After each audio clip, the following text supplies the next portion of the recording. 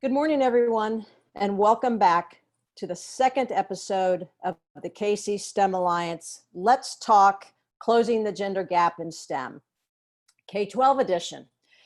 During this interactive series, over the next 4 Tuesdays, we'll be looking at best practices and success stories from the key stages of a young girl's life, elementary school, middle school, and high school.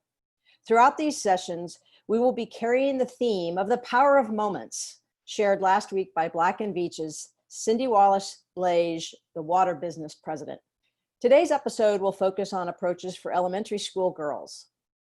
Last week, our keynote presenters and panelists, or every week, our keynote and panelists will be from our own community, showcasing outstanding nonprofit and corporate partners, network leaders, mentors, parents, educators, women with STEM careers, and most importantly, the girls themselves. And wow, do we have a great lineup for you today. A few technology tips before we get started. You'll have the opportunity to ask our keynote speaker questions after her presentation. We will open up the Q&A box at that time, which should show up at the bottom of your screen for you to use. Please ask questions. We'll get to those as she wraps up. Our communication director, Callan Zend, will help direct your questions, and we'll also keep track of the ones that we don't get time to answer today. Later in the meeting, we will invite questions and comments again for the panelists, and Callan will help us track those as well. Please be aware as you participate that we are recording this webinar for future use, and the link will be sent out via email. Now, Callan is not the only one working behind the scenes today. Many of you have seen Ann Zimmerman work as a graphic recorder in the room during our pre-COVID meetings. And today she's going to join us via Zoom. And we have to all wish her a happy birthday. She is 28 again. She's going to use her mad skills, and I'm happy that she's back on camera with us. She's going to talk to us now about her process, and then we'll see her again at the end of the meeting. So take it away, Ann. Thank you, Martha, and I'm excited to be back and another year older today. So I'm going to be graphic recording some of the key themes that we hear throughout this morning session. And so just as a recap from last week, you'll remember we started with our pilot, Marge Senzi, who is going to be taking us through and facilitating all of our sessions. She talked about how important her father was for her as a champion. And that was a wonderful lead in to Cindy Wallace-Lage, who talked about the power of moments and all of those moments that we know have a huge impact on a young girl's life. So whether that be the way a mentor can support you, following your passions, there's just an incredibly important value of diversity in thought, and then finding memorable and meaningful moments. Then we met 3 of the young ladies that are going to be with us over the course of the next couple of weeks. So we met Adriana, Carrie, and Ashlyn will be with us again today, so you'll see her soon. And then we introduced several different resources in Kansas City that are supporting girls in STEM. So Prep KC, Girl Scouts, and the Society of Women Engineers shared some of their events and resources that are available to all of you. So I'm going to sign off for now, and I'll start recording, and then I'll see you again at the end of the session.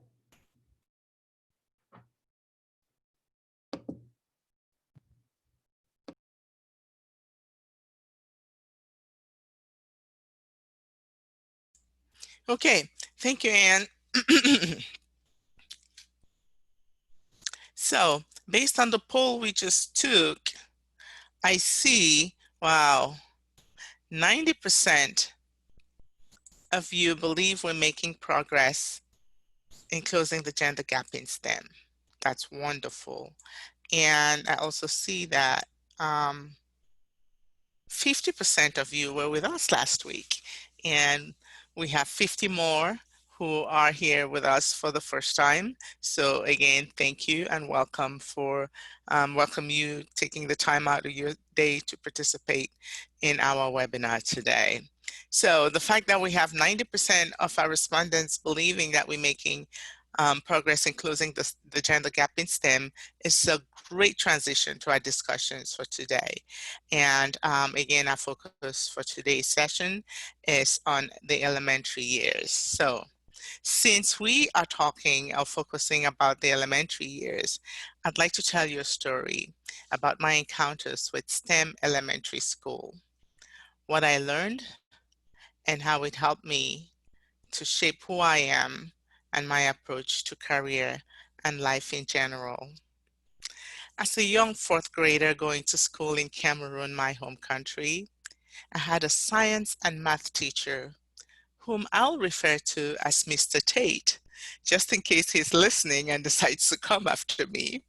So, Mr. Tate had very little patience with his fourth graders and could never understand why we could not provide correct answers to his questions in the classroom and on his quizzes.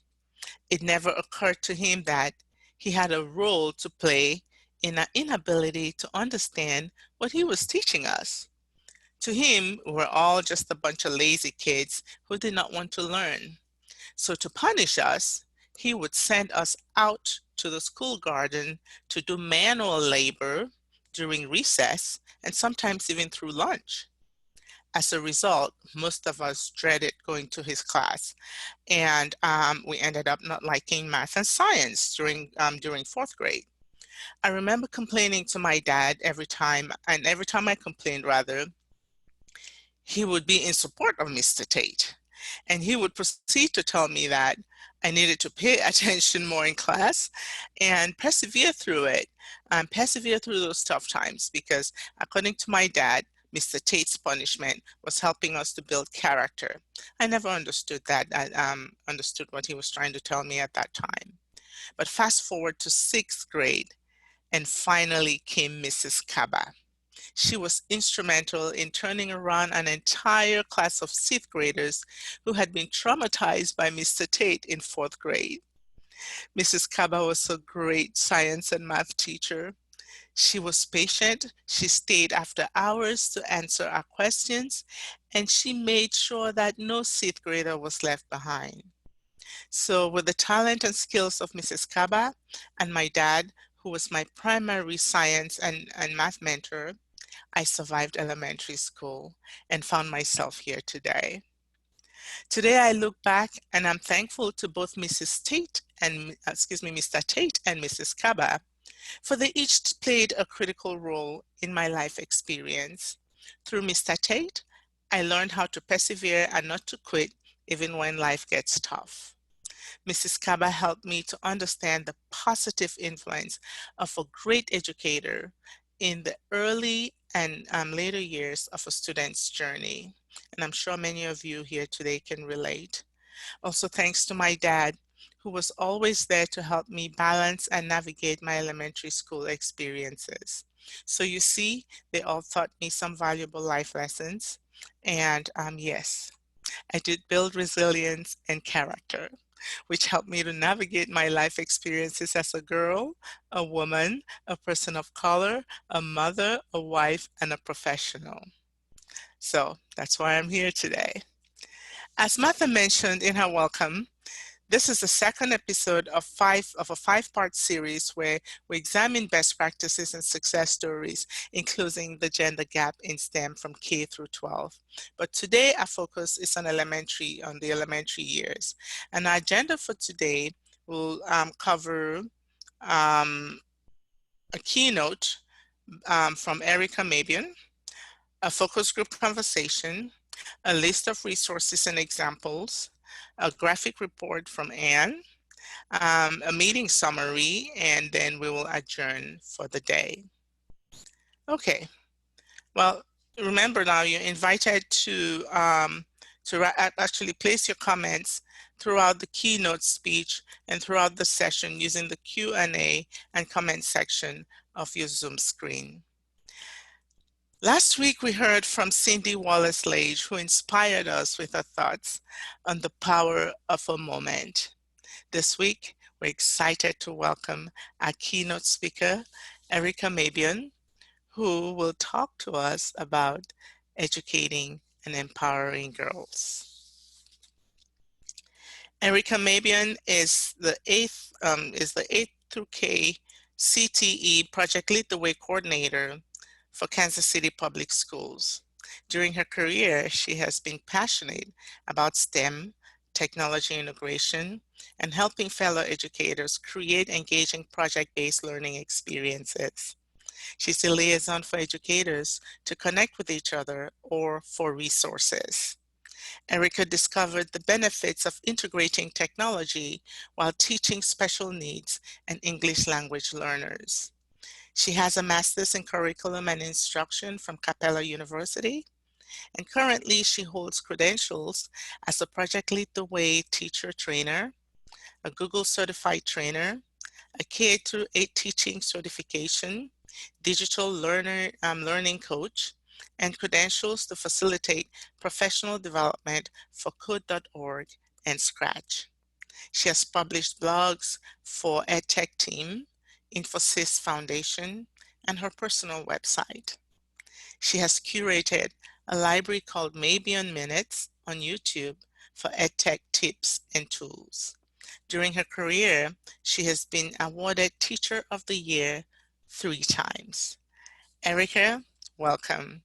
We appreciate you taking time out of your day to come and speak to us about educating and empowering girls, a topic we are all very passionate about. So take it away, Ericka. Hello, everyone. I appreciate the opportunity to be here today. And before I start out, I have a little blurb I wanted to say. Today, we will walk down memory lane. Some of this journey will include visions from the past. We will indulge in the uncomfortableness of the present, and then we will conjugate a plan to harvest the dormant power that exists within all girls. Welcome, STEMinity.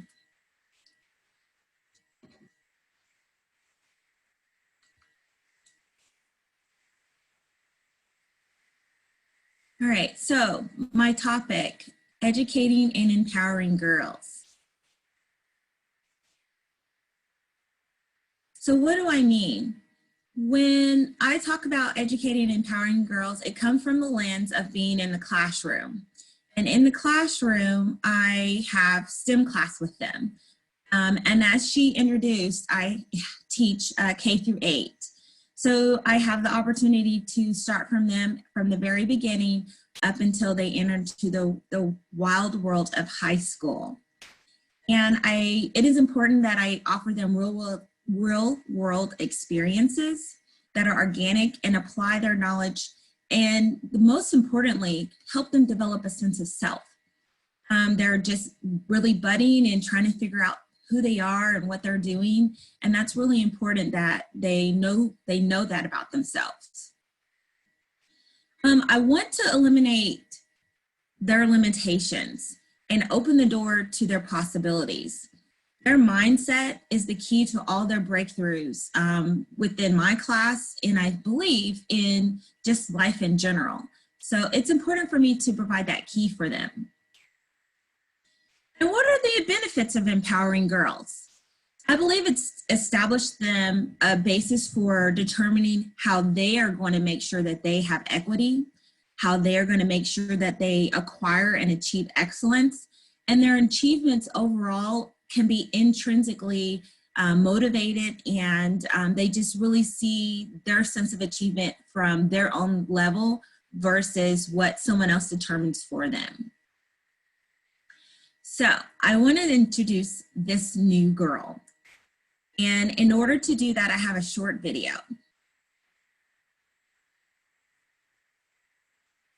The video that I'm going to tell you about is not my actual student, but it's a depiction of a student that I had. And this was a girl that was born without arms. My student's name was Mara.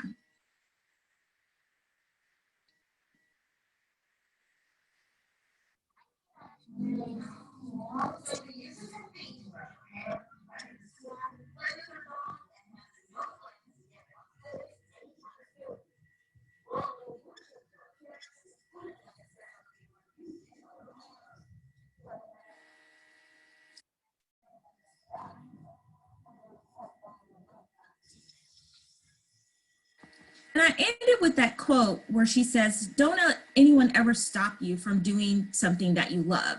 When I look at this girl, I don't see disabled. When I look at her, I see Mara.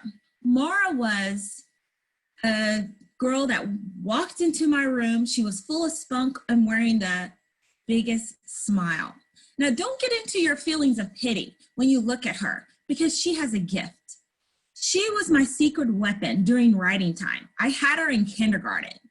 She could illustrate and develop sentences like no other kindergartner. But unfortunately, the influences and decision makers in her life did not see her future as a graphic artist, an illustrator, or an animator.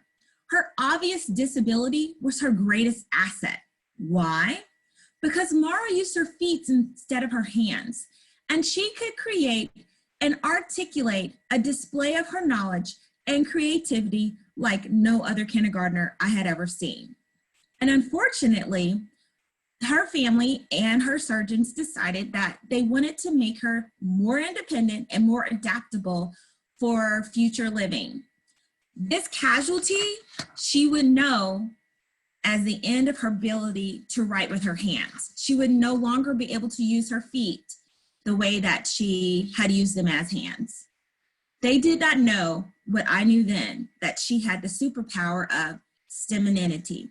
Being able to draw is one of the first steps to creating a STEM mindset. This next slide is going to talk about someone that did not get pictured. Next up is Shauna. She's my spunky, nonconformist niece. Currently at 4 years old, she does what she wants and how she wants. Her brother got a picture of himself with his completed WikiStick project. She did not get her picture because she focused on organizing her WikiSticks. She deliberately and intentionally facilitated problem solving and developing her idea. That is how you did not get pictured. But that was the most important part, her process. Next up is my niece, Dr. Tiffany Wilson. She is currently a hydroponics engineer. This is her in elementary school building, taking long time of her after Christmas, figuring out things, devoting her time, and construction. Her parents tell me that she did this in every single holiday. She told me that it was a teacher who told her about her gift, her STEMinity, and encouraged her to use her power. Even though friends abandoned her when she had different aspirations for classes and courses, she continued. And later, she discovered that an initial project in school with water was something that she could get her degree in and later become a doctor. And I'm so proud of how she continued using her STEMinity to become what she is now. But it was all fostered by her love of building and engineering as a young child. Next is me. More importantly, I'm an advocate for girls who are learning about all types of careers in STEM. I encourage them to pursue these options by showing them ladies who are succeeding in these areas. I need my kindergarten girls to see early that they are naturally curious and have no inhibitions. They haven't been corrected for their perceptions of their gender roles. And during their school day, they are faced with obstacles and challenges that we should not save them. Yes, I said it. Leave them on the struggle bus. Allow them to fail. Allow them to be frustrated. Teach them to use their words and articulate what they think and they feel. I don't want our girls to be told no. I want them to be told not yet. This generates momentum instead of impediment. There must be a culture that is established by drive for the mission. I want them to cultivate this for the future of all occupations. You cannot become what you do not see. That's my latest quote. During my classes, my girls are exposed to all types of images and influences. Whether it's books or in person, I need my girls to see women contributing in these STEM fields. I need them to see women of diverse STEM capacities. And finally, I need my girls to see themselves doing real building, problem solving, relevant, mind-altering experiences. These inhibitions, these uninhibited experiences will provide them with a platform for empowerment, a ladder that is built on a STEM career. To develop our STEM identity in our girls, we need to see them doing all types of roles in pursuing their interests that are not sacred or bound by a gender. I want them to not be held back and told that they cannot have it all. You can have it all. Before they get self-imposed ideas and boundaries, I'm not good at math, or I'm not good at building, or I'm not a good drawer. I want them to develop these things and encourage them and create opportunities for them. Lastly, here are some of the resources that I have curated. The middle book is a book of STEM-related career women, current women, people that are alive, people that I could reach out to have a conversation with my class, maybe a webinar, including people like, oh, do you guys remember Princess Tiana? Well, Princess Tiana, the group of engineers that made her, it was a woman. I discovered her in this book. I recently attended a conference and I met her, you know, of course, online, like everyone else is meeting everyone nowadays.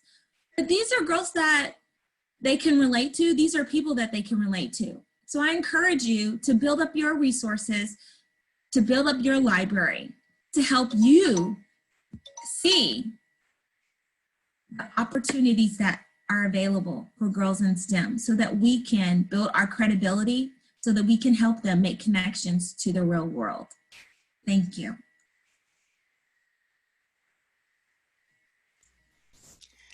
Oh, thank you, Ericka, for your inspirational perspective, especially the part about sometimes just leaving the girls on the struggle bus and not always jumping to save them. I'm sure my dad and Mr. Tate will definitely agree with you right now. Okay, so thank you so very much for that. It really inspired me. Now, I would like to open it up for audience questions and comments. And if you would like, please use the comment box and ask Ericka your questions. Callan, over to you. Good morning. All right, let's get the questions rolling. I will jump in there with one that I have. Ericka, you talked about how to combat the negative feelings somebody might have about I'm not good at math. What do you do if you get a student who's already fallen into that trap? Do you have some tips for how to bring someone around to a different attitude toward their self-identity if they've already kind of started down that path when you encounter them?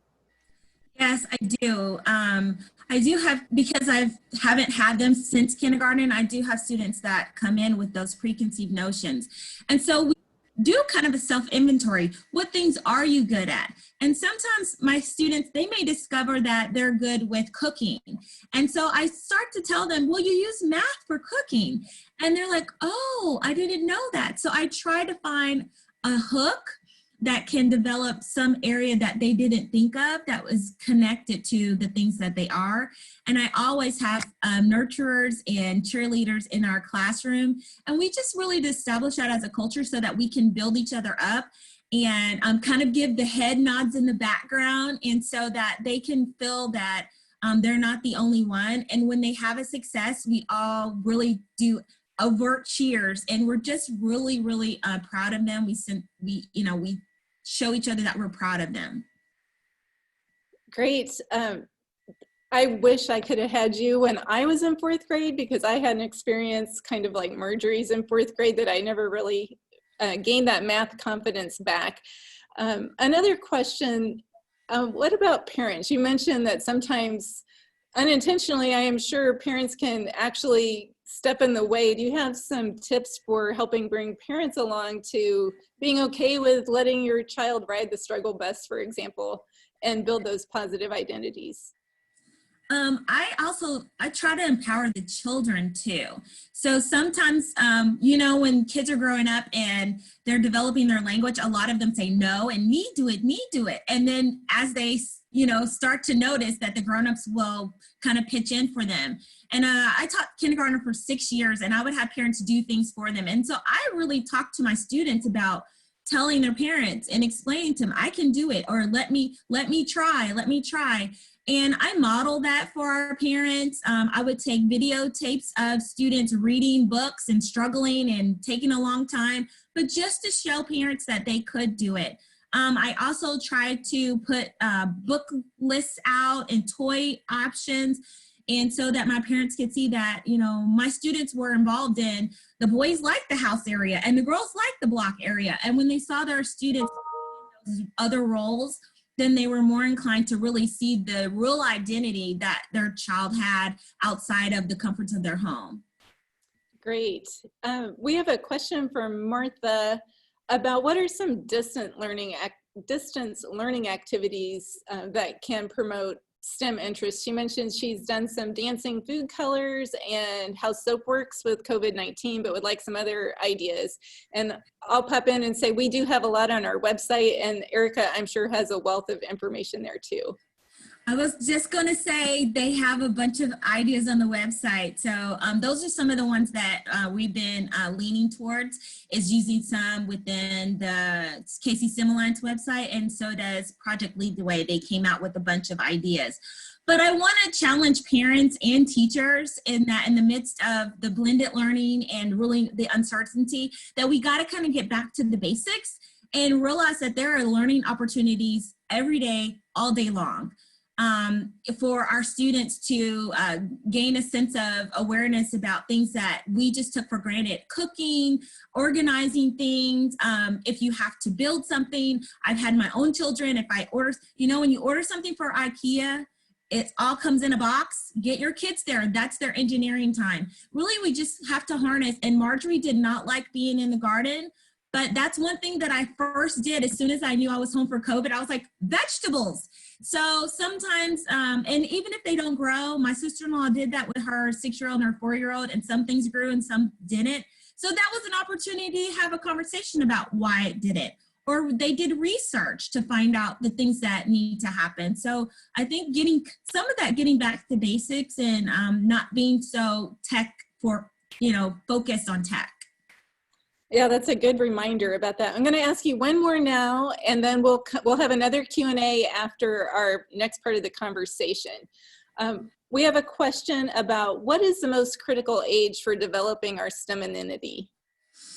I think it comes in phases. I think when we are kindergarten and are little, I know my 4-year-old niece, she's now starting to be able to articulate what she wants and what she likes. And so even though she likes dolls, she likes building. So I think we take our cues from them. And I interviewed a lot of other people, like I interviewed my niece that's a doctor now, and her parents. And her parents talked about taking their cues from them. When I was younger, I was expressing to the board of STEM Alliance that I was a tomboy. I liked trucks and building. And so my mom, against her best wishes, bought me trucks because the people that I was playing with played with trucks, and we build mounds of dirt. So I think we have to really take our cues from our kids, and even as teachers, and find opportunities to engross our students in those types of things, and finding people that are doing that with them, whether it's other children or other avenues, to strengthen our resources that maybe even as parents we don't have. And even as teachers, sometimes there's things that the kids want to do. I have no idea. I'm honest, and I just say, I don't know, but we will learn together. And I think that transparency is huge for kids. Great. Well, thank you so much, Ericka. We're going to jump back to Marjorie now to start the next part of the conversation, which you will also be a part of. So please keep the questions coming in the box, and we'll have another Q&A in a little bit. Okay, thank you, Ericka, and thank you to our audience for your great questions. We will begin with our focus group discussions. We have a great lineup of participants here today who are currently living and working in the STEM gender gap. I would like to invite our participants to introduce themselves and offer us some insights into their backgrounds. But before we get to the adults, because we also have Ashlyn, who was here with us last week. She's joining us here today. And Ashlyn is a vibrant elementary school Girl Scout STEM enthusiast and maybe STEMinist, who we met last week. And I want her to go ahead and tell us a little bit about herself and some of the cool projects that she's worked on and what made her to get into STEM. Ashlyn? I'm Ashlyn Dean, and Hey. I'm in elementary school going into 5th grade. And I got into STEM because my Girl Scout troop leader, she, last year, our whole troop got together and then we got to do Lego League and we built the moon base. We did research on it, and then we built everything about out of Legos. And then this year we had the chance to do it again, but with the programming.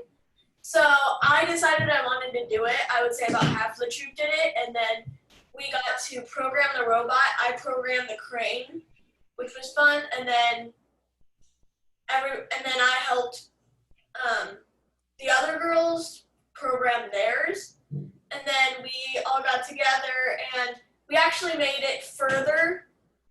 For our first year, we got to, I think it's the regionals after we did the first one. And I enjoyed it. It was really fun, and we got to go around and talk to all the other girls and have fun.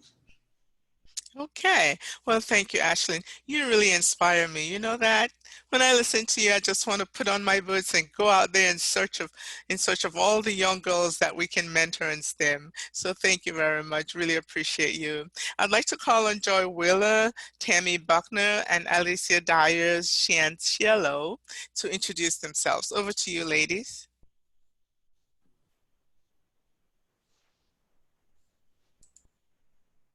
Joy, Tammy, Alicia? Who do you want to go first? Does it matter? Okay, it doesn't, just, yeah. Okay, I'll go first. So my name is Alicia Cianciolo. I am originally from Nebraska. I grew up on a ranch.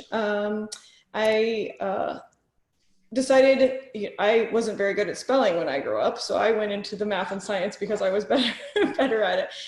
So I got a degree in physics at Creighton University.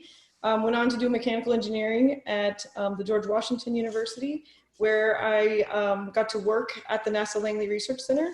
And after that, I got to work on robotic missions to Mars. And then after several years of doing that, we started looking at identifying technologies to send people to Mars. And as a result of that, I'm now part of the Artemis program. So I'm an aerospace engineer at the NASA Langley Research Center.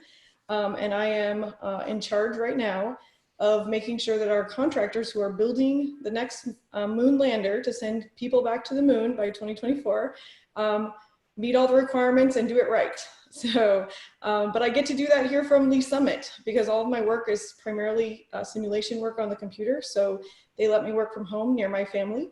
And I have 4 children in grades 10th, 9th, 6th, and 3rd grade. So, and 2 girls and 2 boys. So I get to encourage a lot of STEM in my daughters too. Okay, over to you, Tammy. Thank you so much. Hi, my name is Tammy Buckner. Originally from Memphis, Tennessee, been living in Kansas City all my life. I kind of got into STEM probably at a very early age. My parents purchased a computer, and instead of me basically learning how to use it, I took it apart. I wanted to know what was going on the inside as well. Obviously, that's not what they wanted me to do, but that helped me learn about hardware. And then I think I was probably coding, probably before the word coding existed.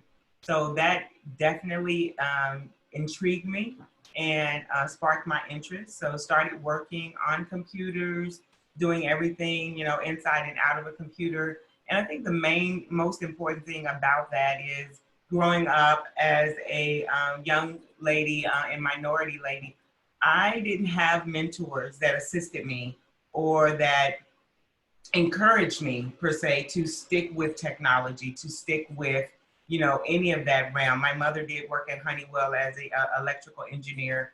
So I kind of started down that path. I went to DeVry as well as UCM and was in the electrical engineering program. However, again, I wanted to start doing a little bit more software development and started teaching myself. So pretty much self-taught software developer. I started, I'm a founder of my company called Techquity Digital, where we provide software development and mobile apps to encourage and increase business processing, as also project management. And I'm also the co-founder of WeCode KC. My passion for that is because, again, did not have a mentor. I did not have anyone to encourage me in technology. And I want to make sure our young ladies have someone that looks like them, that can encourage them, that they can actually see that there is someone in their path that's doing something that they may be interested in, and also encourage them and implement STEM and technology to them at the earliest age possible, so that they see that they can do it. Even if they're playing a video game, they can see that they can actually create a video game. So that is my passion for WeCode KC. We are in the urban core of Kansas City, teaching from 7 years old all the way up to 17 and 18-year-olds, but we have kids as early as 5 years old, and I do not turn them away because we can figure out something that they can do in STEM that can encourage them. So thank you for having me. I definitely appreciate being here. Okay, thank you, Tammy. Over to you, Joy. Good morning, everyone. My name is Joy Wheeler. I'm the CEO for Girl Scouts, Northeast Kansas, Northwest Missouri. My career started as a nurse because back when I was in grade school, if you were a girl who liked science, that's where you were steered. And so I had a very fabulous career in healthcare leadership for 38 years, and never would have envisioned transitioning to be the CEO of a Girl Scout Council. But having learned about the mission of Girl Scouts when I was first asked to consider coming in as an interim CEO, I got very intrigued because my entire career pioneering women executive leadership, I found out that Girl Scouts is about developing girls into future leaders, building courage, confidence, and character, and a very different way of character building, Margie, than your Mr. Tate, obviously. Today, I lead an organization that serves 20,000 girls, 9,000 volunteers, and STEM programming is our top priority in 4 program focus areas. I am passionate about helping young girls become the future leaders and workforce of this country. Thank you. Thank you, Joy, and thank you, ladies. As mentioned earlier, the purpose of this session is really to gain meaningful insights from you on best practices in closing the gender gap in STEM, as well as key influences and success stories at the elementary school stage. I'm so happy you're all leaving and working in this space and positioned to provide us the insights and best practices we are looking for. So we'll just jump in. We're kind of running behind, so we'll jump in. Please be mindful that your questions and your conversations should really be directed at each other and not at me. I will provide you with questions that will help guide the conversations, but our goal is to have you engage in an organic conversation around the topic. And just be mindful as you carry on your conversations to listen and have everybody, give everybody opportunity to speak as well. So thank you again. All right, so I'll jump right in. And what is your perception on the factors that have been effective in closing the current gap in STEM, the current gender gap in STEM? And I mean, you're all free to answer. Yeah. For me, having the privilege of and the support of KC STEM Alliance of bringing in adults that do those roles, so that the things that I'm explaining to my students are real. They need to see real people doing real things and make the connection to their academics. I've been really appreciative of the public awareness messaging from major corporations identifying roles of women in STEM. An example that comes to mind for me is Microsoft has a wonderful commercial, because there is such a gender bias that exists in general in people's minds about STEM careers for women. So I think that that has really helped when a Microsoft and some of those major companies are promoting women in STEM, and messaging about that really lends a lot of credibility to our effort. I think one of the big things is some of the programs that they have, that a lot of the communities have incorporated, especially like First Lego League and First Lego League competition, right, robotic competition, because I've seen with my daughter that they get an experience there that they just don't get in the classroom. And I think that those programs in the schools are really giving that confidence that we talk about, and just things that you can't learn in the classroom. It's a great opportunity. Yeah, not only in the schools, but also so many of the community-based organizations that are around Kansas City, and more are coming available, so that, because we do see that digital divide, we do see that gap. And I think COVID-19 has done an amazing job to show that there is a huge digital divide. And I think the many community-based programs are truly stepping up to the plate to assist with sharing and integrating STEM in the lives of our students.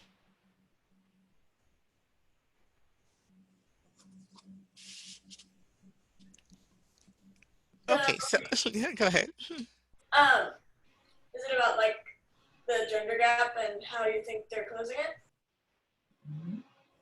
I think they're closing it well, actually. When I was at Lego League, most of the teams were mixed. There weren't very many all-girl teams there, but I still saw a lot of girls there, and I think they're closing it, not fully, but there's a lot of girls. There were a lot of girls there, a lot of mixed teams. It was fun to be there. I mean, yeah. Okay. All right. Well, Joy, did you have something to say? No, I'm just smiling because I actually saw Ashlyn in action, and Okay. she and her all-girl team were powerful in their project. So you've all alluded to different activities and initiatives that are happening in closing the gender gap. But I think we want to be able to maybe focus it on some key evidence toward that. So do you have any examples or any key evidence toward the fact that all these activities are helping to close the gender gap in STEM? I would like to just say that because Girl Scouts has made STEM such a major focus of our program emphasis, and we start at kindergarten. All of our STEM curriculum is designed for progressive girl, and we have over 50 badge earning opportunities in different STEM curriculums. But what I love is when we start at kindergarten and we're really educating adults at the same time. Ericka, what you were talking about just really resonated with me, because parents and adults will say things like, I don't think she'd be interested in that. I don't think she'd like that. And then they get to observe that not only does she like it, but she thinks it's fun. And so I think we have to keep demonstrating that, we have to start at a very early age before, because even kindergartners come in with a gender bias and stereotyping already in their little minds. And once they're introduced to the activities, and let's face it, we have a narrow window of opportunity to influence girls before social media takes over in that. So we talk about building the little girl pipeline that builds the older girl pipeline where there's been so much focus, but you got to get her there first. And so our focus is extremely passionate K through 4, so that when she gets to middle school, she's ready, and she doesn't need to be convinced to try. I agree, Joy. Sometimes I feel like with my students regarding STEM and getting them to try different activities, it's like trying to get them to try a new vegetable. Mm-hmm. It may not be something that they're familiar with, and it may not be prepared the way that they're familiar with being prepared, but once they taste it, and then they're like, oh, okay, well, this is different. I happen to see the transformation with my students, especially the middle schoolers. As I had them, in 5th grade up until 8th grade this year, they had no idea. They had not been introduced to anything STEM related. And several girls that they're going to high school this year and they're going into the STEM path. I want to give a shout out to Tammy because I, talked about STEM and we do it in our classrooms. And when they started We Code KC, I had the flyers and I had all of the information, and several of my students, as well as one of my colleagues, they started participating in We Code KC. So I think that's a testament that as long as you don't know what you don't know, and we need to have the exposure to catch, to get a hook and have an opportunity for them to have those experiences. So thank you, Tammy. Oh, thank you so much, Eric. I appreciate you.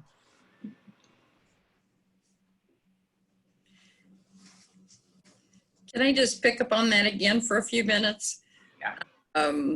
We talk about girls. One of the key things you have to do, again, by this narrow window of time, K through 4, is build that courage and confidence. And the only way you build confidence is to have the courage to try, to take a risk, try something you don't think you're going to like, don't think you can do, but go ahead and try. And in an all-girl gender space, and Ashlyn, you were kind of mentioning this, girls feel free to take risks and learn, and then find out they can, and that it's fun. So I think that we just really have to understand this criticality of time when we start girls in this space. I like what you said. I'm sorry. I like what you said too. And I think, it's mostly adults on here and some children, but I think the transparency is key. When I started in STEM a few years ago, it was new for me also. And when I go to trainings and I go to workshops, I come back and I talk to the kids about, I just did this training on Scratch and it's really cool. And I just learned how to do this. And so, there's something that's hard. I'm like, I don't know, but let's figure it out together. And I think the transparency of showing kids that we're still learners and we're growing and things are hard, but we're going to overcome them, and we're going to have that confidence and, building up that. I think that modeling that goes a long way, because they can feel like, oh, if she can do it, then I can do it, and I can overcome. This is what can, and it builds in trust. Because we can just tell them these things, but they don't really trust us, and they're not really sure. You're just telling me this, and do I really believe? Do I buy into what you're saying? And we have to build up that credibility. Yep. That's good. I think we were on the same path, Erica, because I was just about to go down that. It's like, I started with the Raspberry Pi, and the kids and the, ladies are looking, they're like, yeah, does she really know what she's doing? But that has always been my passion. And unfortunately, I didn't go through Girl Scouts because I was just the boyish, tomboyish young girl. But it doesn't matter. I mean, as long as when the kids see you doing that, they see that you are presenting something new to them and you're doing it together. If I went through the same, program of, teaching Raspberry Pi, and then when I introduced it to them, I'm still learning, and I know that the more we learn, or the more that we teach, we learn as well. So, and it's like learning that together. So I think that's great, of all the opportunities that Girl Scouts are providing in STEM, because that is the best way to get them acknowledged and implemented into the entire STEM path. Ashlyn, you are amazing to not only introduce that to young ladies that you know, but also your friends. When your friends see that you're building these amazing, projects, that has to intrigue them to want to participate. So kudos to you as well. When we have, obviously camping is a huge, not this summer, unfortunately, getting girls outside is our fourth major pillar. But for our aerospace engineer here, one of the things that we do in STEM in the outdoors is space science. We do environmental sciences, animal sciences, and space is very popular for our girls. I've never been a huge fan of camping, but I enjoy my time with my friends. Most of my neighbors are boys. My brothers are, of course, boys. I have no sisters, and most of my friends are boys. And at school, I like to hang out with my friends, which are like most girls. And I enjoy that time because then we get to have fun together. And we play weird games, honestly. We'll always go to the swings and play. We played a game on Greek gods and goddesses, where we were Greek gods and goddesses. It was fun. I enjoyed it so much, and I enjoy my time with my friends. It's one of my main influences. I just like playing with them. Good. Good. Yeah, girls supporting girls is really important. Girls will take more risks when another girl is encouraging them to. You can do it, I did it, you can do it too.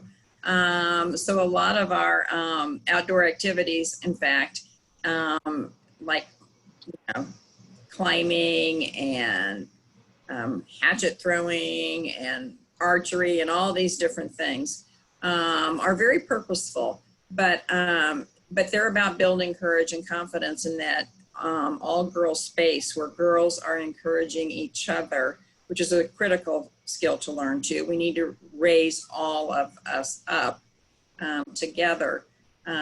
So when I ask high school girls what kept them in Girl Scouts all these years, the answer is always, there's several answers, but one of the answers is because I get to be with other girls like me.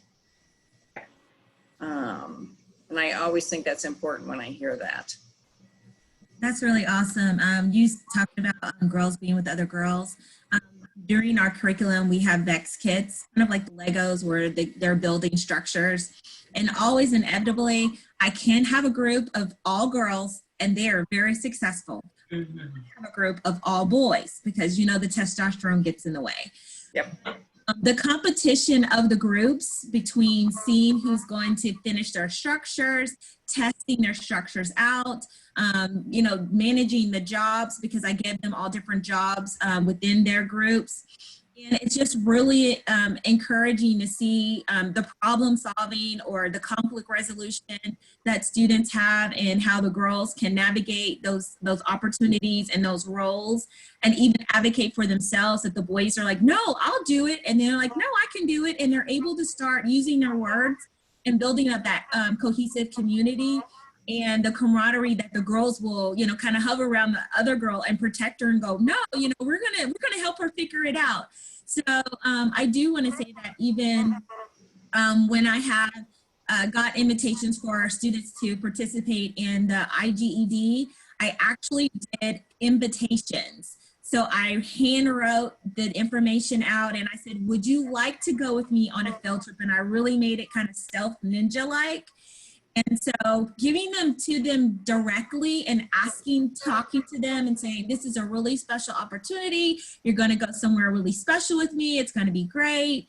And just that one-on-one, they were saying, oh, I got an invitation. Are you going to go? And so I didn't have to really promote it. They got their friends together and then they all came back. We have our permission slips. We're going to go together. And that was really awesome because they had no idea where they were going. They just knew it was STEM, but they wanted to be with their friends, and that influence of the opportunity was really great. So thank you, Ashlyn. I'm going to be more deliberate in getting those girls together and having them, encouraging them to spend more time with their friends. And they all need to go over to see Tammy to go to We Code on the weekends. Okay, Alicia, I wanted to ask you a question though. What have you observed in girls on your first Lego League team? So sometimes they start out quiet and shy, especially when you have the boys around, and it takes them a little bit of time, like you said, to build that confidence. But if you just sit there and kind of ask them questions and, what do you think about this? And really engage them, because some of them need a little bit of, pulling along, but once they get in and they experience that, they really enjoy it. And that's what kind of keeps them hooked. But I get the opportunity to go to a lot of different schools and talk about, the really cool stuff that we do. But I don't get to track, does anybody actually listen to what I say? So I don't really have the metrics of, is it working and how well it's working? But, it's one of those things where you throw a rock in a river and you see the ripples and you don't know where they're going to go. And I just hope that, I hope that they can come back sometime. So I don't have a lot of, direct examples, but I know that a lot of people are very, I just try to inspire them to think things that they haven't thought before. No. Well, absolutely. So I want to kind of shift the conversation to what you perceive is not working, right? So we've talked a lot about some of the things that are working, for instance, helping them build confidence, supporting the girls through this effort, building their courage and confidence, raising them, raising up their confidence, as well as, the role of parents in helping build these girls up, and the role of girls actually in building each other up. But what is not working in terms of the current efforts being made to close the STEM gap? And I ask that because until we name it and we call it, we'll not be able to stop it. So what is not working, and should we stop doing it? So whatever that is not working. So I want you to think about it and provide some insights, because a lot of us that are hearing here, that are sitting here, that may be pursuing some of these practices that are not working. And so if you can impart some of that wisdom onto us, that would be beneficial. So what is not working? I'm going to start out a little bit and say some things that we don't have control over. What's not working is I would say, like toys, books, the access that the girls can see themselves doing those types of things, and having the exposure to having those things as extensions of either being at home or being at school. I think we need to have more books and more things that are visual that show girls about STEM. So I'm not saying that those resources are not out there. I don't feel like that we're accessing them enough to have it relevant and present within what students have, our girls have the visibility for, and parents knowing that it's available for them. What is not working is knowing that different programs like STEM Alliance exist and the resources that they have available. I don't feel like teachers and parents are accessing the plethora of things that are available to them. So, myself, I feel like I'm just a cheerleader, and, many of us, as we start to say that we're involved in things, students like Ashlyn saying that they're involved in things, getting the message out, and the availability of resources that are available out. So just really using our voice to be advocating for this and finding other people that can champion. So I think those are the things that are not working currently. I want to make an observation that it's not that it's not working, but that it needs some to change. And that is to recognize that little girls and little boys learn very, very differently. And so in a classroom or in a setting where it's a co-ed environment and you're going to do a STEM project, boys will jump in and try anything and take the risk, whether they know how to do it or not. Girls want to make sure that they understand what are we supposed to do, what are the outcomes, what are the rules, and she'll gather all that data and information, and then she'll start working on her project. The process of that timing then is what leaves so many girls behind. So when the boys jump right to it and the girl is holding back, thinking, contemplating, wanting to make sure she's doing it right, it can be assumed that she doesn't like the project or she doesn't like that activity. And the boys get the opportunity then to participate, not because it's their area of interest, it's just how they are. You made some example of that, Ericka. And so every time that happens to her, then she starts steering herself away from that activity. And I think that fundamentally, that needs to be really understood better to get girls at that young age moving into STEM and giving them the opportunity with other girls so that they don't get left behind. I'm glad that you said that, Joey, because I don't see it day to day with younger kids, but I see it in the everyday career, people. Women are, they go after a job, but they have to have all the qualifications before they'll apply for it. And there are guys that don't have a single qualification. They're like, I'll try it, It's that mentality but I think if you start at the younger age and point that out to them so that they recognize it, I think that's maybe something else that can really help close that gap. They can be their own worst enemy in second guessing themselves, not believing they could do it perfectly right off the bat. So that's why that courage, confidence, and character building in girl leadership development is so critical, so that she sees herself differently than that little voice is saying to her. Yeah, a lot of the students, they want you to go by section, and they'll do one thing and they want to go, is that okay? Is that okay? And they want that constant affirmation each time. And so instead of telling them yes or no, I always say, well, what do you think? If you think it's okay, then it's okay. Or they want to show me their sketch. Is this good enough? If you think it's okay, it's okay. Or did I write my sentence correctly? How did I spell it? If you think it's okay, it's okay. And that way they don't feel so inhibited. And then I tell them later, like if they're finished, okay, so if you want to go back and make some revisions, let's talk about it. And then through that process, they're able to decide, do I want to make modifications? Oh yeah, I can see this differently than the way that I saw it initially. Yeah. A lot of times they want that concrete yes or no, but I want them to do their own thinking and not be inhibited by the limitations that someone else's influence or perspective have on them. Yeah. So Ashlyn, what do you think about all this? So this reminds me of a story. So I think it was last year. Yeah, last year, I think it was a week before we went back to school.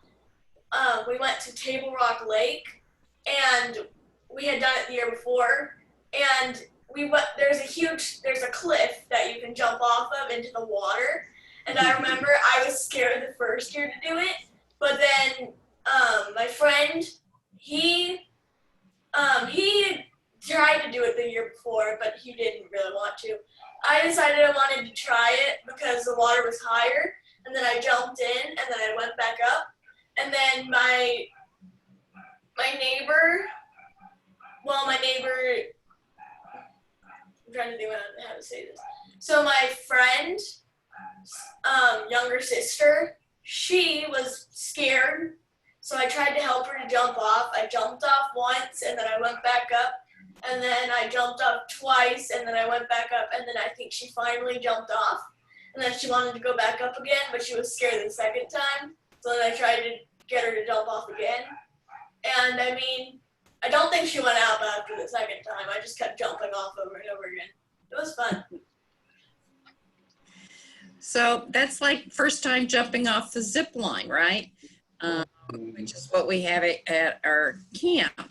So unfortunately, we don't have a lake with a cliff. But going up that ladder and getting up there on that platform and deciding I'm not ready, going back down, but then the other girls are doing it. I did it. You can do it. Come on, you can do it. And when she finally does it, that courage, that confidence that she gains is so incredibly important. And if she is around a group of boys, she doesn't think she's going to jump off. She's not even going to go climb the ladder. But she'll climb the ladder if she knows she's got that support. Good for you. Okay. Good job. Like, Okay. you realize it's fun after you do it, and then Yep. you're like, I'm gonna do it over and over again until I have to go. Yep. Okay. So, but for some of us that are mentors and educators in the audience, what advice do you have in terms of, I mean, it's so interesting you brought up the different styles of learning between boys and girls. So as we go out there, we're mentoring, or for some educators that may not necessarily have tuned into those differences, what are some of the tools and ways and practices and recommendations that we can reference, or that you can guide us in getting ourselves familiar with, to help us when we go out there, so we recognize those differences and making sure that we're being effective mentors and educators for both boys and girls?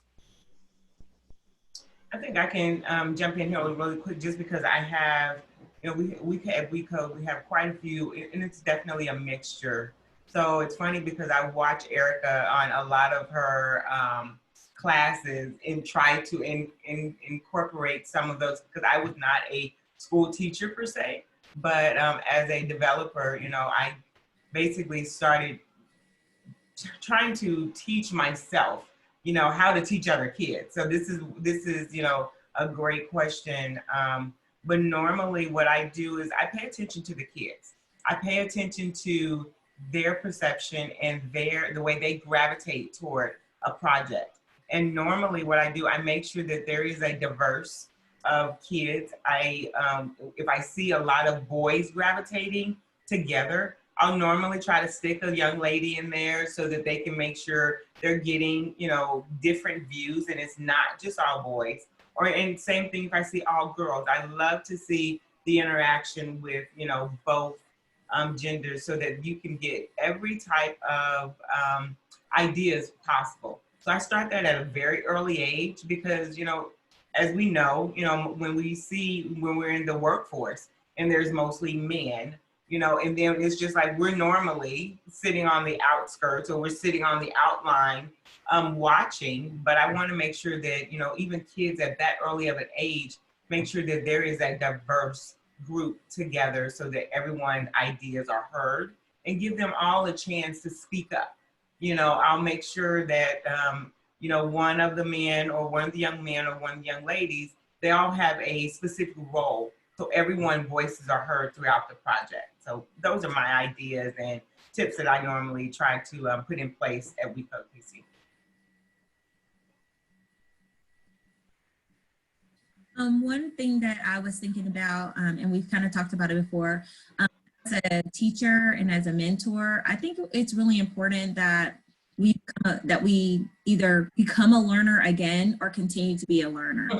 And I think that's our greatest strength in being a teacher and mentoring students, is to put ourselves in those positions of learning something new, being uncomfortable, being insecure. And so then we remember what it's like. I mean, I think that's a misnomer that we get kids at the beginning of the year or in a new activity, and then we're like, oh, it's okay. But we don't really empathize with that authentically, because we're so removed from what that's like. But once you go to a conference or you start a new class and you're like, you're the being insecure and not being familiar with what's going on in the content and the environment, then I think we can take those experiences that we feel and then harness those when we are interacting with students. And it makes it where we can relate to them. We know how they feel. We know what it's like being the new person, or we know what it's like being, amongst a the peers that may not be like you. And then we can use those experiences that we have personally to help navigate that with our students in the classroom. So I would encourage our mentors and our teachers to go back and, I don't know, take a class of something that you may be interested in, or challenge yourself into going into something that, you know, is uncomfortable. I know Tammy mentioned doing Raspberry Pi. That's how I got involved in computer science. And I'm the first to tell the kids, you know, and be excited about, I took this class, I took that class. And I also tell them I'm still learning and some things are still hard. But that doesn't mean I give up. That means I, you know, push through. I stay on that struggle bus, and I just, you know, make it work. Okay. I'd like to mention that we all need to be better advocates for girls. We're focusing on the gender gap in STEM, but it is just so much broader in terms of how we support girls, and you know, using the example of the bossy girl, instead of telling her don't be so bossy, it's like compliment her on her leadership skills, which includes census building with others. But, you know, point out her skills attributes. And when you see her being gender biased treatment, then steer away from that. And at the same time, you're educating others around you about how we're messaging what's okay for her. Okay. Well, these are really some great recommendations, and thank you so much for your insights. So I see we're really coming up in time here, and we can continue this conversation all day. But I want to ask you a question. So when we look at the pipeline and we look at the workforce, and Alicia, I know you can relate to this, and we know that the gap is still persistent. It's a very stubborn gap. And we've been talking about best practices here in terms of how to close the gap. Today we have women make up about 48% of the professional workforce. Yet they only make up about 24% of the STEM workforce. 10% of those 24% are women of color, 5% are Asians, 2% are Blacks, 1% or 1.6% are Hispanics, another 1% Pacific Islanders, and less than 1% that fall under the other category. So the gap is persistent, and we're closing in, but it's slow progress. So I want to ask you, from your perspective, what is the one thing that you believe we need to do with these elementary school girls to better promote the success of mining more girls through this pipeline, both little girls, girls of color, and other minorities in STEM? Just the one thing that you believe we can do to better promote the success of these girls and close this gap when it gets to professional STEM careers. It's funny that you said that, because when you're talking, I was thinking more about how we can keep them through, you know, even through high school and even in college. But when they get into the workforce, I don't know for sure where we lose the most people.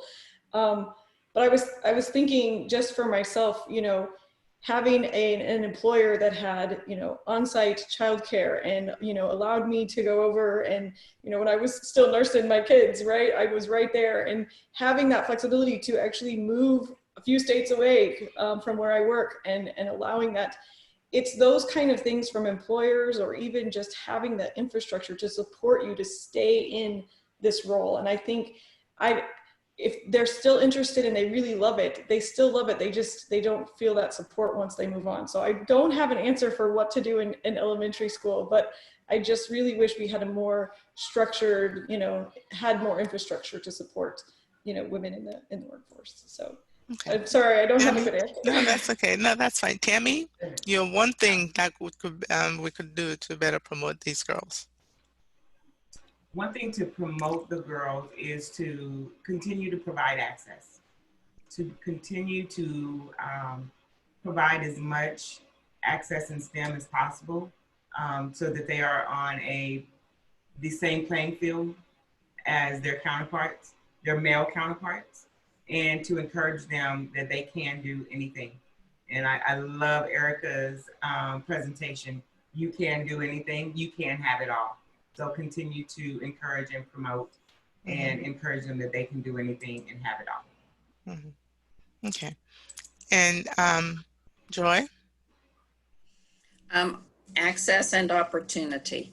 You know, there is so much untapped talent in with rural girls and urban areas, underserved girls throughout our communities.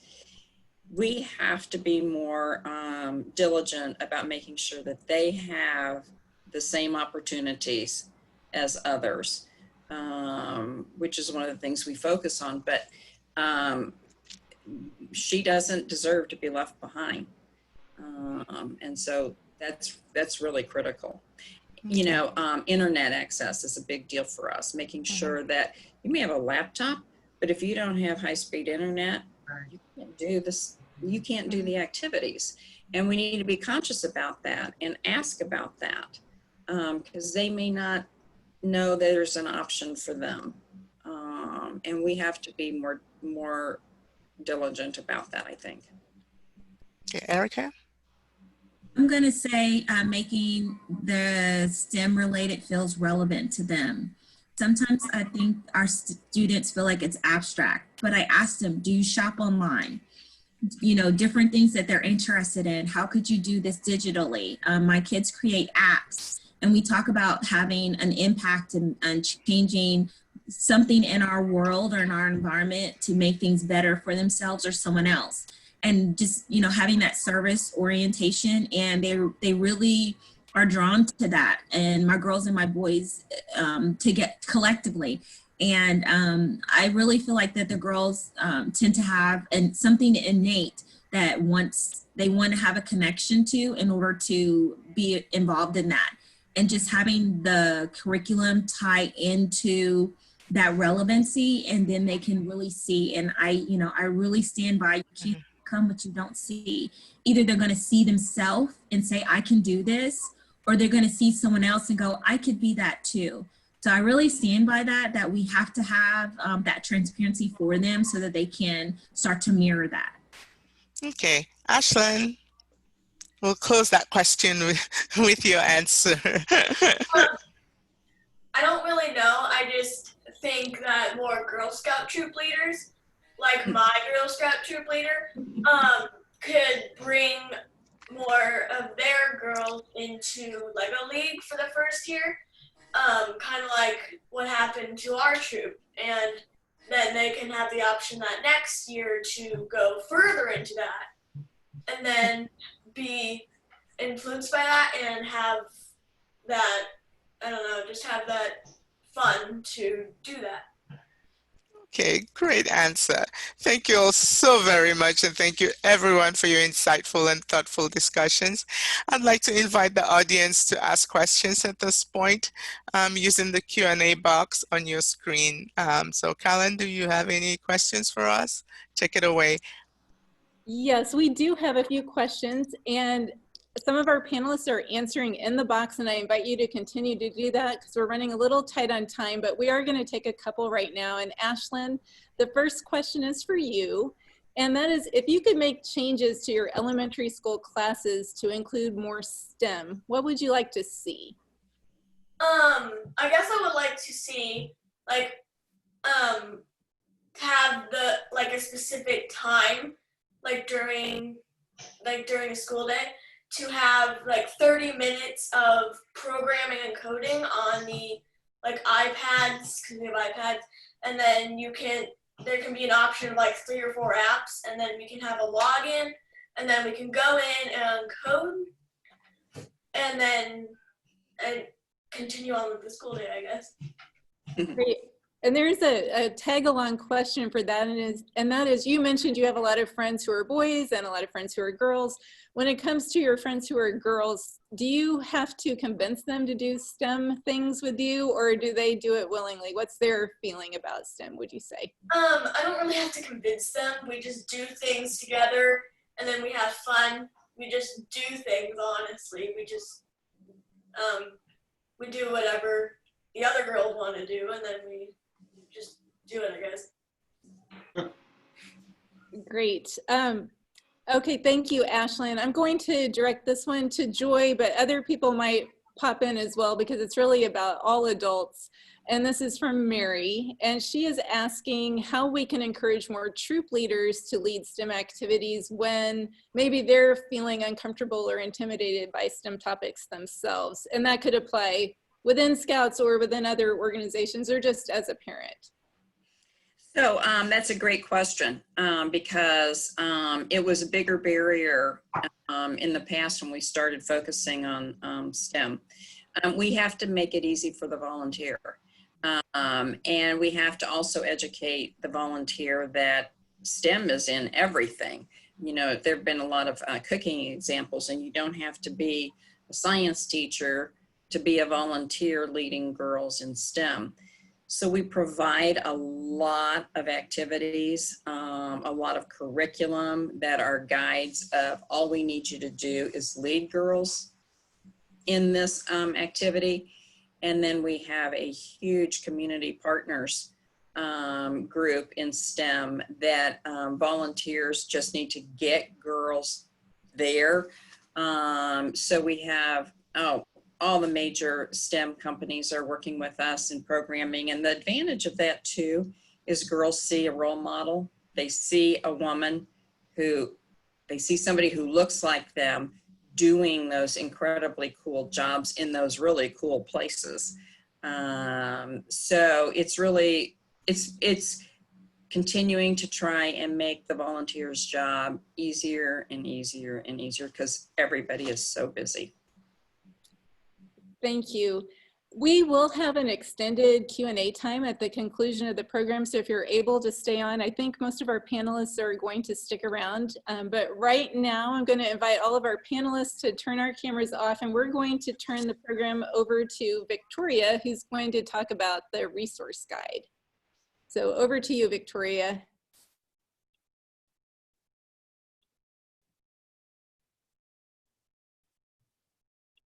Sorry about that. I needed to figure out how to unmute myself. All right, well, so my name is Victoria and I will be managing the resource list for this webinar series. And so today I have a set of suggested resources to help you close the gender gap. To close the gap in STEM during the elementary years. Whether you're a student, a parent, or a mentor, I hope that you find these resources helpful. It includes toys, movies, research, a section on influencers, and ways to learn more. My very favorite is about a little scientist who has a very serious scientist who solves very serious problems, and that she also happens to be a rabbit. And so, I will be emailing this list at the end of the week, and please let me know if there are resources that should be included on the list, and also if you're looking for a resource that we haven't mentioned yet, by using my email, which will be listed in the chat box after this, or by responding to the host email when you leave the webinar. Thank you again for all this hard work, everyone, and we will see you all next week. Over to you, Anne, for the graphic report.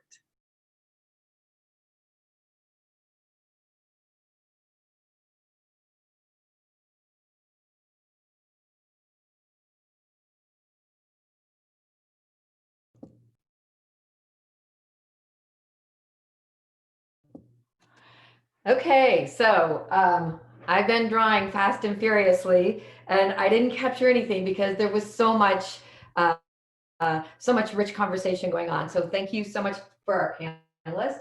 But we started with our super teacher, Ericka Mabion, who talked about educating and empowering girls. And she talked about no limitations and trying to open the door to possibilities. This whole idea of STEM identity and giving these young women an identity as a STEM person, somebody who can do STEM, and that it's about equity, excellence, and empowering young women. Failure is definitely okay, and is the way we move forward. And then just valuing process over product and providing rich experiences for these young girls. And I loved this whole idea of Keynote Speaker and making the most of your gifts.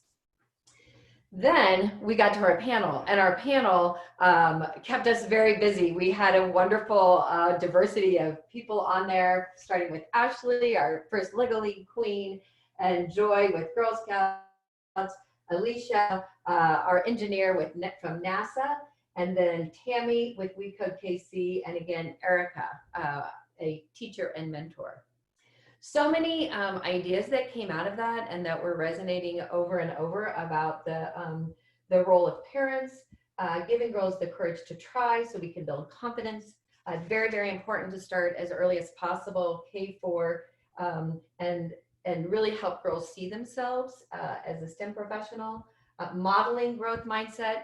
I loved this whole conversation around the fact that we're working alongside them so that all voices can be heard, and that it's inquiry-led. What do you think? And helping girls find their voice.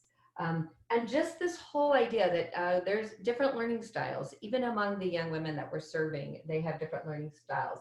But the important thing is that we give them opportunities to support one another. I'm with you, Ashlyn. I'm happy to do anything if I'm with my friends. And then more access and relevance. And just this whole idea of being personally invited. I think we've all had a moment. We go back to last week where we talked about the power of moments, and a lot of those moments happen one invitation at a time. So that's a very quick synopsis of the last hour together. So thank you, and I'm sending it back to Marge. Thank you, Anne, and you really do have some mad skills, and we appreciate your talent and appreciate you sharing it with us. Now I want to let our audience know that both the resource list and the graphics record will be part of the formal report, which will be delivered after the end of the series.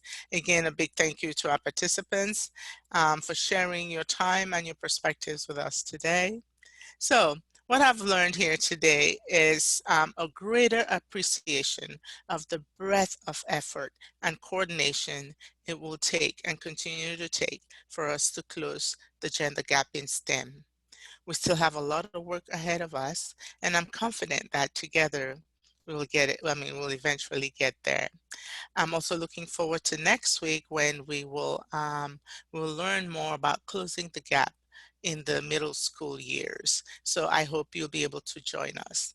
Now I'd like to turn it over to Martha for her closing remarks, and we will be around after the session for extended discussion. So stick out, please.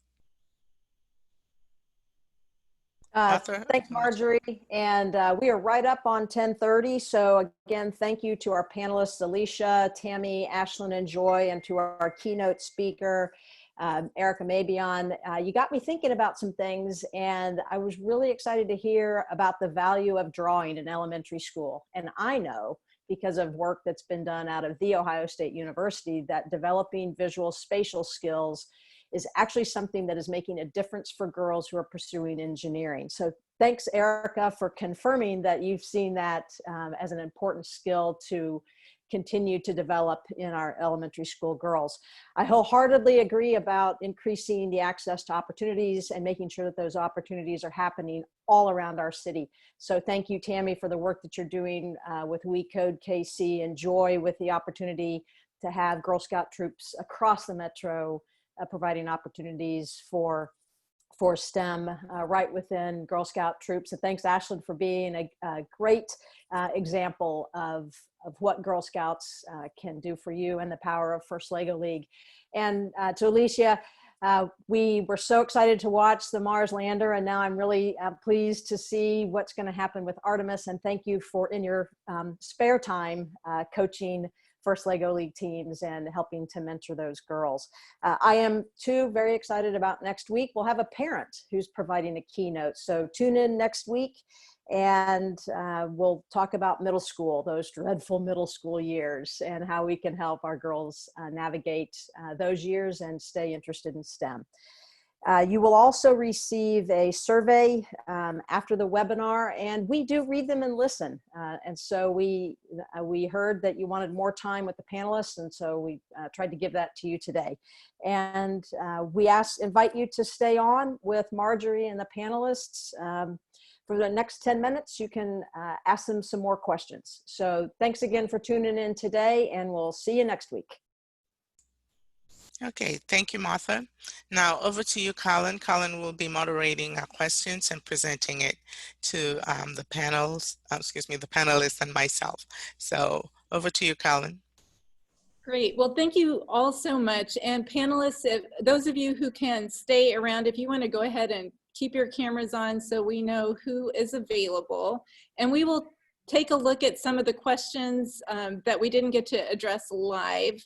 One of the questions from Phil was about how do you increase exposure to representation when there may be a lack of people to tap into? And Ericka, you mentioned NEPRIS. Would anybody else like to talk about how you tackle that issue? We do it with our extensive network of community partners. You know, every engineering firm, cybersecurity, you know, we work with all of them to bring opportunities to girls, because we would never be able to bring them the breadth and scope of the experience and opportunity to see all the different places girls can go in STEM without using our great community partners as mentors and activities that they deliver. I was just gonna say, I ask anyone. I ask when I go to the dentist. I ask when I meet people. I ask parents. I just ask if people are willing to share their expertise and their time. I tell them I'm going to give you a note for your boss if you need one, but I just ask. Great answer. Anybody else like to tag on to that before we go on? Tammy, did you have anything? No, I think that's great. Definitely asking for people to share their knowledge. I mean, I'm, you know, adamant about calling, you know, an organization, you know, to ask them to come and provide a career day or a career day in what they're actually doing to expose kids to more career paths. They not only just seeing people that represent them, but also finding those aerospace engineers or finding, you know, something that, you know, even a video gamer, you know, something that can relate to what they like, so that they can see that it is definitely possible. So yeah, I'm just like that, ask, expose, and you know, give them that access.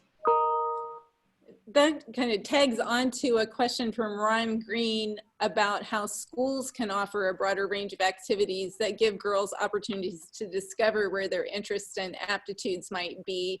And Ericka, you had mentioned, or you had answered in our chat about STEM nights and career nights. Would you like to expand on that any? And we'll invite others to pop in on that question as well.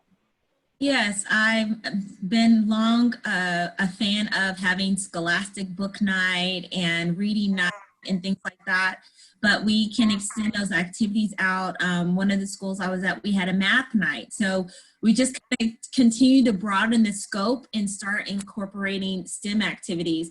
And I like what Ashlyn said about, can I just have 30 minutes? And just seeing that kids are yearning for that. And Ashlyn, I'd love to be your special speaker because I teach specials as STEM. But just, you know, knowing that they want it and just having those times to, you know, even starting small by, like Joy said, having business partners and community partners and, you know, building that up. We were fortunate to have a STEM day during the daytime at my previous school where I was, and that allowed the business people to come during their work hours instead of coming after hours. It didn't include the parents, but the kids were there, and they're the advocates because they can start to sing what they want. So possibly now with being in a homestay, having it virtual, that's even better. Some of our people are still working virtual, so don't let not being in person inhibit you. Great, thank you. Anybody else have anything to add on that note? And if not, I'm gonna pop it over to Ashlyn for another question that came in for you about what is your favorite STEM activity to do? Probably coding. I love to code. I use code.org. I use a thing called Bitsbox because my brother gets it and I use it anyway. And then at school I use Scratch for a little while. And I enjoy coding. I've learned a lot from Bitsbox and it gives me a book to code. I learn the coding and then I add things to the apps. And I enjoy coding so much, it's fun. That's awesome. Ashlyn, do you mind typing the name of that into the chat box so we can capture it for our resource list? Bitsbox? Yeah. Since you like it so much, maybe other kids will as well. So, Alicia, there is a question for you about if you could have one wish as a woman working in STEM, one wish for your daughters, what would that be?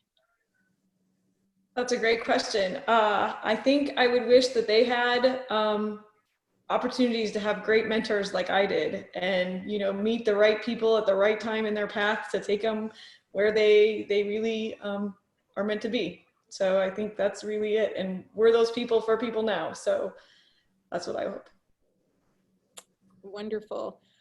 We also had a comment come in on the discussion about how girls and boys learn differently and how that influences how we teach and also how we work.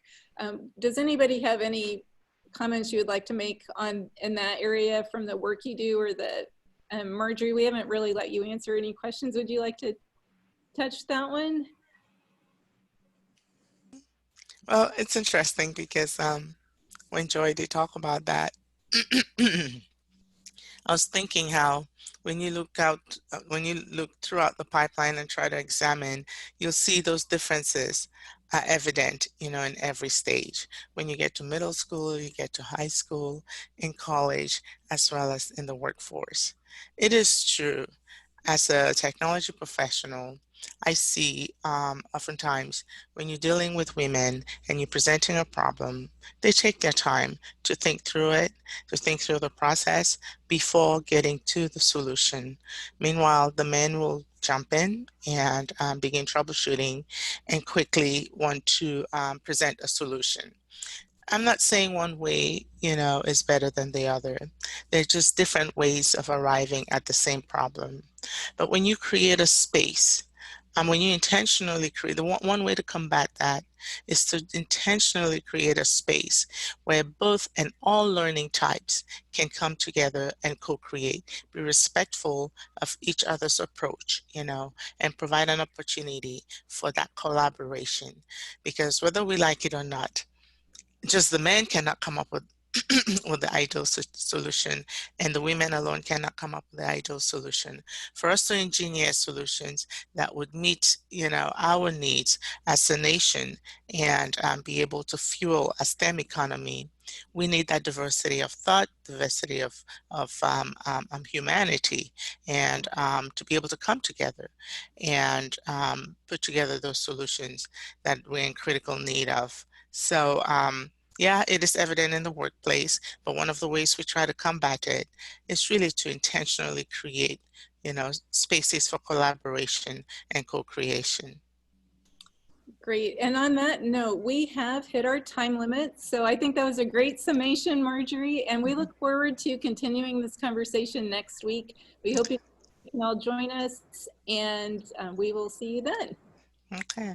Well, Bye. Thank you. again. All right.